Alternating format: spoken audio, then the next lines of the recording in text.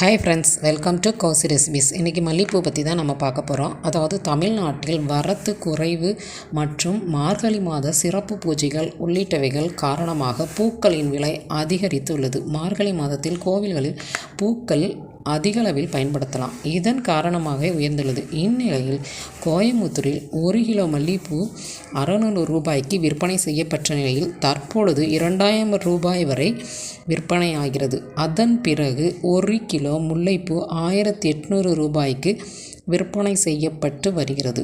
இதைத் தொடர்ந்து 1 கிலோ அரளிப்பூ 600 ரூபாய்க்கு விற்பனையாகிறது. மேலும் இதே போன்று சென்னையில் 1 கிலோ மல்லிப்பூ 2000 ரூபாய் வரையிலும், ஜாதி மல்லி மற்றும் முல்லை ஆகியவைகள் 800 ரூபாய் வரையிலும் விற்பனை செய்யப்பட்டு வருகிறது.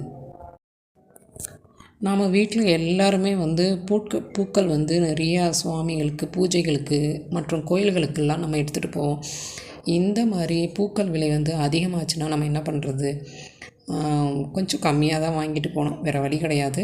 ஏன்னா பூக்கள் வாங்காமல் நம்ம கோயில்களுக்கு நம்ம போகிறதில்ல. எந்த கோயிலுக்கு மட்டும் இல்லை, நம்ம தலைக்கு கூட பெண்கள் மல்லிகைப்பூ வைக்கிறது தான் ரொம்ப நல்லது.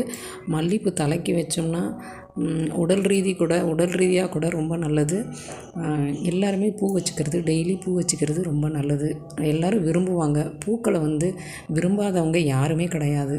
அதனால் இப்போது இந்த பூக்கள் விலைகள்லாம் அதிகமானதுனால, இப்போ இந்த மழை காரணத்தினால பூக்கள் விலைகள் அதிகமாகிடுச்சு. அதனால் நம்ம கொஞ்சமாக நிறையா வைக்கிற இடத்துல கொஞ்சமாக வச்சுக்கலாம். இந்த வீடியோ உங்களுக்கு பிடிச்சிருந்தால் லைக் பண்ணுங்கள், ஷேர் பண்ணுங்கள், சப்ஸ்கிரைப் பண்ணுங்கள், கமெண்ட் பண்ணுங்கள், பெல் ஐக்கானை கிளிக் பண்ணுங்கள்.